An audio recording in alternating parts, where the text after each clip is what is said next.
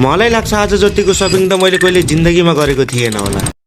Hello everyone, welcome to my 6 mini vlog. I hope हजुरहरू पनि सन्चै हुनुहुन्छ होला र हामी पनि एकदम ठिक छौं। आजको मिनी ब्लगको सुरुवात बिहान 9 बजेदेखि हुन्छ। हजुरहरूले सोच्नु भएको होला यो चिसोको बेला बिहान बिहान कहाँ जान लाग्यो भनेर, तर धेरै सोच्नु पर्दैन। तपाईहरुलाई थाहा नै छ होला 3-4 दिनदेखि कति चिसो बढेको छ भनेर। सो त्यसैले तातो र न्यानो कपडा किन्नलाई मार्केट जाँदै छौं। घरबाट इन्डिया आएको पनि 1.5-2 महिना जति हुन थाल्यो, तर हामीले एक दिन पनि लत्ता कपडा मार्केटिङ गरेकै थिएन। मेरो भाइले त पहिला नै जाडोको कपडा किनेर राखौं भन्दै थियो, तर अल्छी मैले नै गरेको थिएँ, किनकि हामी घरबाट आएको 1 महिना पनि पुगेको थिएन अनि हामीसँग राम्रो शपिङ गर्नको लागि पैसा पनि थिएन। अनि हाम्रो स्यालेरी आएको भिडियो पनि हजुरहरूले हेरिसक्नु भएको होला। यदि हेर्नु भएको छैन र हेर्ने इच्छुक छ भने मेरो प्रोफाइल खोलेर हेर्नु होला, पुरै डिटेल थाहा पाउनु हुनेछ। जान त हामी मार्केट जान्छौं, तर हाम्रो लागि भनेर कसले पो बिहानै पसल खोलेका हुन्छन् र। हुन त आज आइतबारको दिन थियो, तर पनि मार्केटमा खासै चलबल चाहिँ थिएन। हामीसँग पनि त्यति टाइम थिएन मार्केट खुल्नसम्म बस्नलाई। अनि ढिला नगरी रोडमा लाग्ने ठेलाबाट ज्याकेट र हल्का फुल्का कपडा किनेर